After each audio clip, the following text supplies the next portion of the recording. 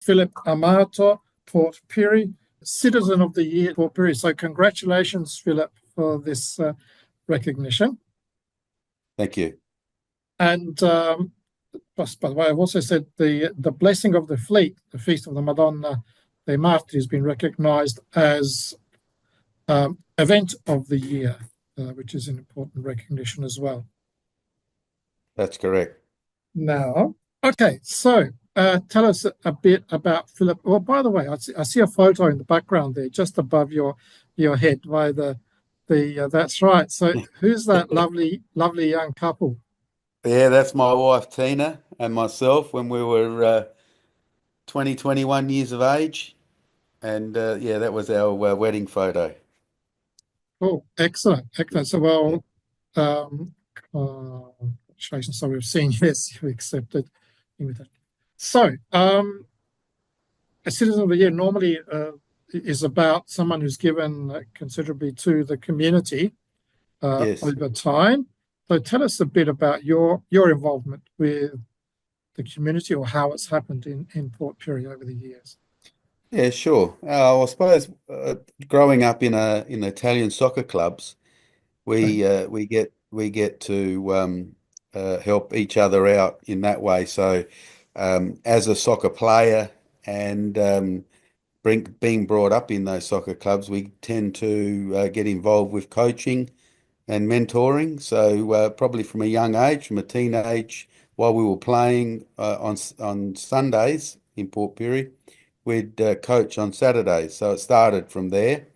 Then we went into playing and also going on the committees in the soccer clubs, and then we venture out to the schools and so we've got a Port Pirie Junior Soccer Association that are just school-based, probably about 500 kids, where Oh, I've been the president there for probably about 8 years now, but probably 45 years ongoing coaching and the kids. So that's virtually where it started, and then life member of the Virtus Soccer Club, and then as you know, recently president of the Blessing of the Fleet, which probably been doing that for about 8 years now. Yeah. so yes, the soccer. I think there's a strong presence of the two. There are two Italian clubs, right, in Yes. Port Pirie, and they must be an important part of the local soccer community. Well, they're an important part of the local Italian community as well. I Mhm. mean, you would understand that back in the 70s in particular, or even earlier, but I remember the 70s where, it was like being Italian wasn't accepted real well in the town. And our parents definitely, because they had broken English. And so the soccer clubs were a safe haven for us. So, we would get together and be with our virtually our own people. So, and so that's how that eventuated. So there was two clubs, Savoy and Virtus, and virtually while we were in opposition, we virtually were family. Yeah. So, so we would out on the soccer field, we'd rough each other up, and then we'd finish the game and virtually go to a wedding together or something like that.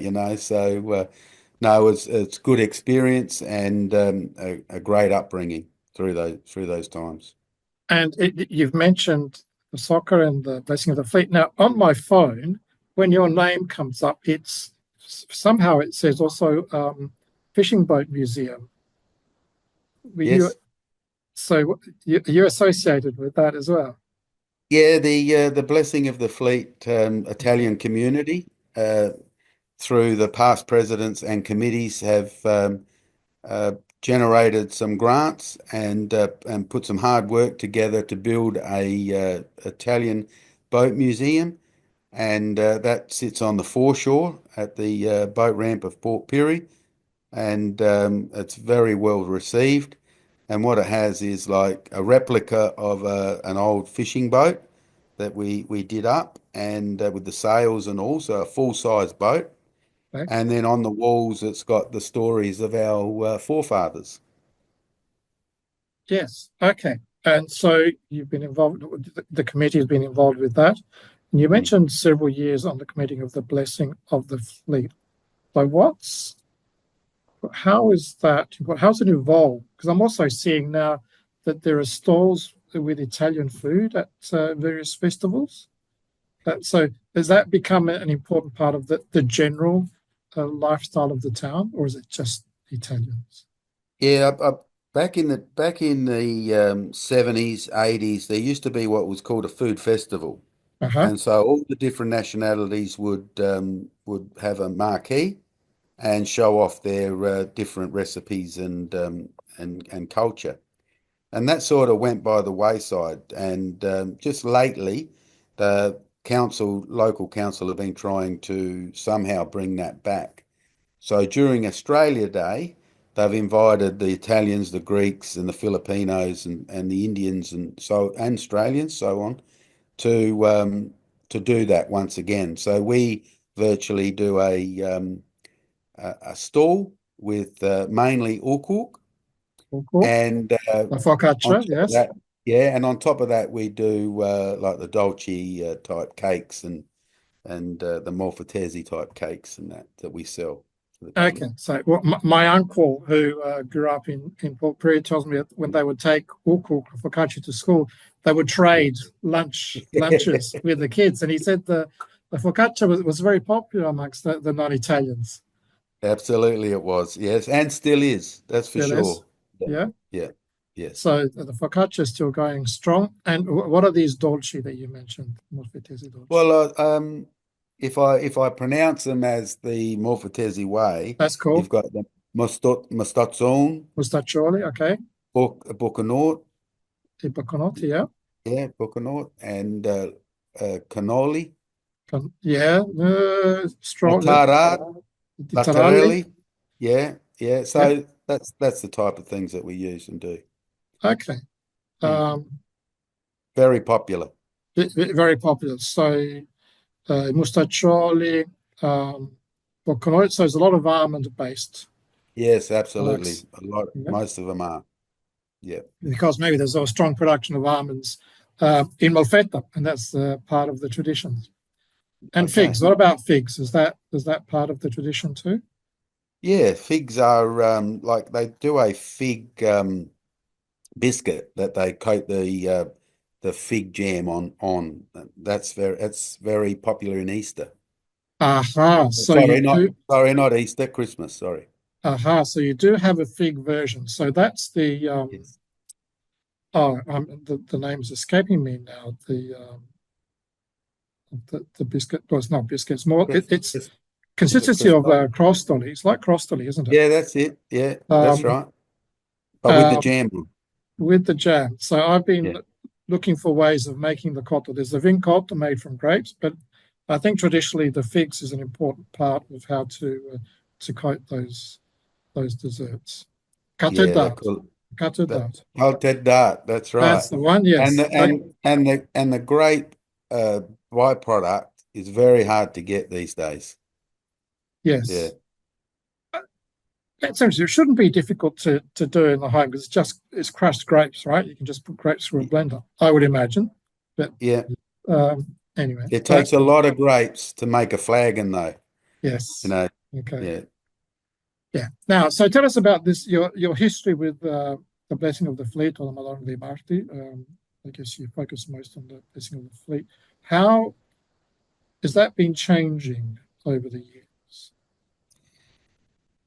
It hasn't changed a lot. All right. And we're trying our hardest not to, but we've Mm-hmm. also got to adapt as well. We can't continue to live in the past. We've got to see, while we keep it as traditional as possible, our younger children these days think a little bit different. They're on the move, and so you've got to try and make it attractive to them. So what we do on a Saturday night before the Sunday is we have what's called a debutante ball. Mm-hmm. And during that, now this year in particular, we've got 15 debutantes that are going to do their debutante ball with their partners. And so obviously it brings in plenty of people and people that aren't involved with the blessing of the fleet, which is a great thing. Yeah. This year we're anticipating 400 guests to the ball, and we have invited guests as well. So we have the superintendent of police, the mayor, last year Zoe Bettison, Good. multicultural. Uh, she come along with her husband, Jeff Brock, and yeah, so we it's very popular. Okay, that's very good. So you open up to a broader community. And I guess in Yes, Port Pirie, in a regional town, it's important because the local communities are fairly closely integrated. But why would the Blessing of the Fleet be considered event of the year? I think you had an important anniversary also last year, right? it was the 95th year Mm-hmm. of the blessing of the fleet in Port Pirie. And originally in 1929, when our forefathers come along, and then Wow. they brought the tradition to Port Pirie to hold that tradition from Molfetta, what they were brought up with, and tried to replicate that as best they could. And I often get people that come from overseas, especially Molfetta, often say that our blessing of the fleet is more spiritual than the one in Molfetta, whereas the one in Molfetta has become a bit more uh, festive, Yes. like yeah, yeah, It's very large. Now, the last time I visited, I wouldn't say it was 10 years ago, but maybe it was. It had grown enormously. Long fairs, lots of stalls, as you said. yes, Um, but it's good that commercialized. very commercialized. So it's good to Mm, see that you've still got a solid presence, and it's yes, appreciated through the recognition of the award from the council. And it sounds like you've got a good committee going at the moment. At the moment you've got a good committee going at yeah, the Blessing of yeah. the Fleet. We've got a very good committee, but we're all getting of age. So, and like the women virtually run the committee because they do the cakes, they do all that sort of thing. So that's our crux. But when it comes to the day of the blessing of the fleet, then there needs to be a bit of muscle involved because there's a bit of logistics that we need to do, and then we carry the Madonna as well, Yes. which we involve the public. So even though you don't have to be Italian to be involved. So that's what we're trying to promote at the moment. We're trying to promote multiculturalism and being involved and having an experience. And I even noticed there are some women have been involved in carrying the statue. That's probably not in the older tradition. It's Yeah. not. So it's good. It's It's good to see. only one. It's only one woman, and she was adamant that she wanted to try before it was too late. Okay. And so we gave that a go. And with this day and age, it's equal opportunity. Yes. So ever since then, I think she's been doing it for about 4 years now. So she carries it, say, about 50 or 60 meters out of the church, the first leg, and she's doing a great job. Yes, because I Yeah, can imagine it's a fairly substantial weight to carry. Good, yeah. good, good. That's Yes. uh, that's Dorothy Campriali. Okay. Yeah, Dorothy Camporeale. yeah, Uh, that's a well-known surname, at least I think in the sporting field too. yeah, Through the absolutely. Yeah, and so plans for the future. Keeping on maintaining the tradition with slight tweaks here and there. Yeah, well, so being the 95th year, we had plenty of visitors. Our local bishop invited the Bishop of Molfetta. Uh-huh. So Bishop Domenico Cannaccio, he come over with Don Beppe, uh, yep, and Don Beppe de Ruva. The Ruva. And so Okay. they came over from Molfetta. We had committee members from Sydney, Fremantle, and Port Adelaide, and so it was very successful. And the exposure that we got this year in particular, or the past year in particular, was overwhelming. It was incredible. So that's probably why the council felt that and recognised it. yeah, because it was virtually a long weekend that we spent together. Yeah. So let's say good dress rehearsal for the 100th anniversary. So you can sort of Well, go on the yeah, right way. well, we have to think about that already. So, Yeah. because 4 years won't take long to come around, and so yes, we are thinking how can we do it even better. That's right. Yes. Yes. But we do Well, need that support. do need the support. And Yeah. yes. Well, actually, I'll say again, congratulations to you for your Thank you. personal recognition. You've been around in the community for a long time. Mm. And well, just as you said, the thing started in 1929. So it also reflects that the migration from Molfetta to Port Pirie is an older one than most of the. It's Well, not well, the Second World War, but it's more no, like no, from the 19th century. A lot of it was the people. 18th. 18th, 1800s. 1890 Mm-hmm. was, I believe, I was only talking to a young lad today, and he was saying that his father came over in 1890. Oh, sorry, Uh-huh. his grandfather, 1890. One of the first. Yeah. Yeah, they were a Southemny. Salvemini. Mm, Yes. Okay. That's a big name in Molfetta too, and yeah. So from 1890, the first one, till starting in 1929, the feast, and then the that's soccer right. clubs. Did the soccer clubs start presumably more recently? 1951. Yeah, and I believe 1951. Savoy started in 1949 Mm-hmm. and Virtus in 1951. That's right. I've had a conversation with Mark Giancaspro because he's written the history of the club, Hey, of the that's right. clubs. Yes. Yeah, Very and done a important. great job. Yeah. Mm, Okay. Again, thank you, Phil.